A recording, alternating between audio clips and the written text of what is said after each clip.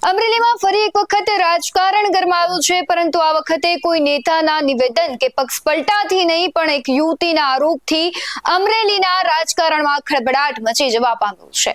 યુવતીએ ભાજપના નેતા સામે ગંભીર આરોપો લગાવ્યા છે. ભાજપ ધારાસભ્યના પુત્ર અને ભાજપના પ્રમુખે મળીને યુવતી સાથે દુષ્કર્મ અને ત્યારબાદ તેણીને સ્મગલિંગ રેકેટમાં ફસાવી હોવાનો ગંભીર આક્ષેપ કર્યો છે. ખાનગી ન્યૂઝ ચેનલ પર આવેલા ઇન્ટરવ્યુમાં યુવતી આરોપ કરતા અમરેલી રાજકારણમાં ભૂકંપ આવી ગયો હોય તેવી સ્થિતિ સર્જાઈ છે. નમસ્કાર, આપની સાથે હું ભગવતી વિશાવડિયા. ગીર સોમનાથના તાલાળા પોલીસ મથકમાં અમરેલી ભાજપ નેતા સામે સુરતની મોડેલ અને પરિણીતાએ દુષ્કર્મ અંગેની અરજી કરી છે.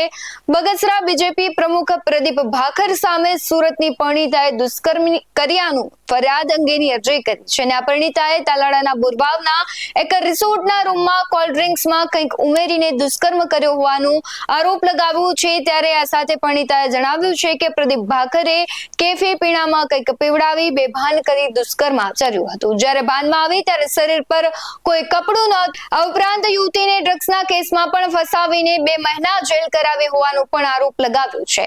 દુષ્કર્મ દરમિયાન તેણીનો ફોટો અને વિડીયો પણ તેણે ઉતારી લીધા છે, જેને વાયરલ કરવાની ધમકી આપીને તે સમયે તેને ચૂપ કરાવી દીધી હોવાના તેણે આક્ષેપ કર્યા છે.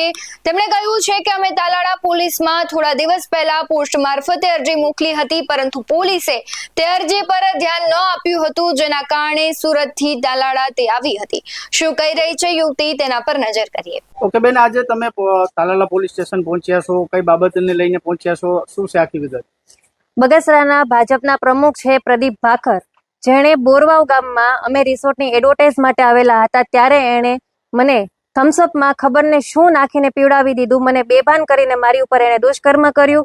મારા ફોટોઝ વિડીયો એણે બનાવી લીધા. મને એણે બ્લેકમેલ કરીને એ ટાઈમે મને ચૂપ કરાવી દીધી. એ બાબતે હું અહીંયા પોલીસ સ્ટેશનમાં મારી એફઆઈઆર આપવા આવી હતી. અરજી અમે ટપાલ દ્વારા મોકલેલી હતી. અહીંથી અમને કોઈ રિસ્પોન્સ ના મળ્યો. મારે સુરતથી છેક અહીંયા આવવું પડ્યું સ્પેશિયલી આ માટે. કઈ police station? Talala police station. બેન, શું આખો ઘટનાક્રમ કેવી રીતે આખો બન્યો? હું મોડલિંગનું કરું છું. મારે એડવર્ટાઇઝનું કામ છે. બોરવાવ ગામમાં ધ ગીર પેલેસ રિસોર્ટની એડવર્ટાઇઝ માટે હું અને મારા હસબન્ડ અમે બંને અહીંયા આવેલા હતા. એ સમયે મારા હસબન્ડના ફ્રેન્ડ છે પ્રદીપ ભાખર. એ પછી પ્રદીપ ભાખરને ખબર પડી કે અમે આ રિસોર્ટ ઉપર એડવર્ટાઇઝ માટે આવેલા છીએ. એનો ફોન મારા હસબન્ડ ઉપર આવ્યો કે તમે લોકો અહીંયા છો તો અમે આવીએ છીએ. પ્રદીપ ભાખર અને એના ડ્રાઈવર રિસોર્ટ ઉપર અમને મળવા માટે આવ્યા. સાથે રાત્રે અમે સાથે જમ્યા છીએ, ગાર્ડનમાં બેઠા છીએ. પછી અચાનક મારા હસબન્ડના ફોન ઉપર એમના મિત્રનો ફોન આવે છે, તો એ કંઈક કામથી બહાર જતા રહી છે અને હું મારા રૂમમાં જતી રહું છું. મારા રૂમમાં ગયા પછી પ્રદીપ ભાખર 15 મિનિટ રહીને મારા રૂમનો દરવાજો ખખડાવે છે. મને કે મોડલિંગ બાબતે તમારી સાથે વાત કરવી છે, તમે અનુમતિ આપતા હોય. મેં તો ઓકે, કેમ કે મારે મોડલિંગનું કામ છે તો હું કોઈને પણ આ વસ્તુની ના નથી પાડવાની. મેં તો ઓકે, વાંધો ને, આપણે વાત કરીએ. એ મારા રૂમમાં આવ્યા. એમના હાથમાં ઓલરેડી થમ્સઅપની બોટલ હતી જ. એ પોતે સિગરેટ પીવે છે તો એના હાથમાં સિગરેટનું બોક્સ પણ હતું. એ થમ્સઅપ મેં પીધી. 15 મિનિટ પછી મારું માથું ફરવા લાગ્યું. પછી હું બેભાન થઈ ગઈ. પછી હું જે અવસ્થામાં ઊભી થઈ ત્યારે મારા શરીર ઉપર એક પણ કપડું નહીં. એ બાથરૂમમાંથી બહાર આવ્યો. મેં એને પૂછ્યું કે તે આ શું કર્યું? એટલે એને કીધું કે મોડલિંગમાં બધું ચાલતું હોય. તો મેં કીધું હું મારા પતિને જણાવીશ. તો એણે મને એવું કીધું કે જો તું તારા પતિને કહીશ તો તારા ફોટોઝ અને વિડીયો મારી પાસે છે, એ હું મીડિયામાં અને સોશિયલ મીડિયામાં જાહેર કરી દઈશ અને તારું ઘર હું બરબાદ કરી નાખીશ.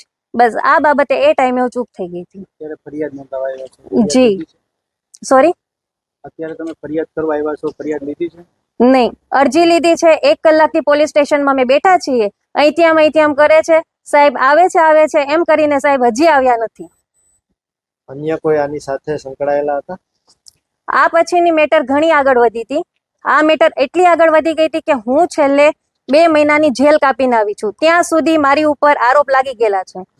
એને મારી પર દુષ્કર્મ કરીને પણ સંતોષ નથી થયો. આ લોકોની આખું ગેંગ છે.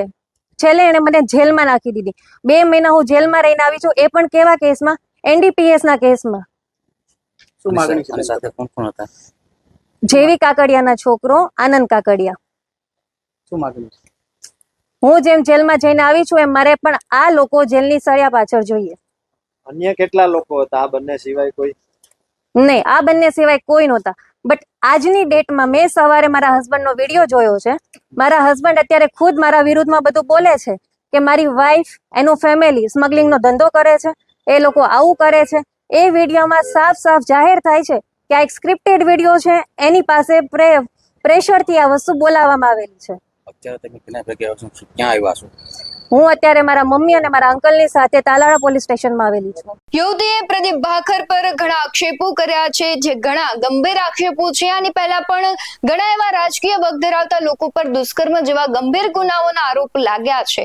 ત્યારે હવે જોવું રહ્યું કે ભાજપના પ્રમુખ પ્રદીપ ભાખર પર શું કાર્યવાહી થાય છે. આ મુદ્દે તમારું શું કહેવું છે, કમેન્ટ બોક્સમાં જરૂરથી જણાવજો. આવા જ વધુ અહેવાલો સાથે ફરી મળતા રહીશું. તમે અમારી યુટ્યુબ ચેનલને સબસ્ક્રાઇબ કરવાનું, અમને ફેસબુક અને ઇન્સ્ટાગ્રામ પર ફોલો કરવાનું ભૂલશો નહીં. બાકી અમને અપડેટ્સ મેળવવા માટે જોતા રહો BS19 ન્યૂઝ. નમસ્કાર.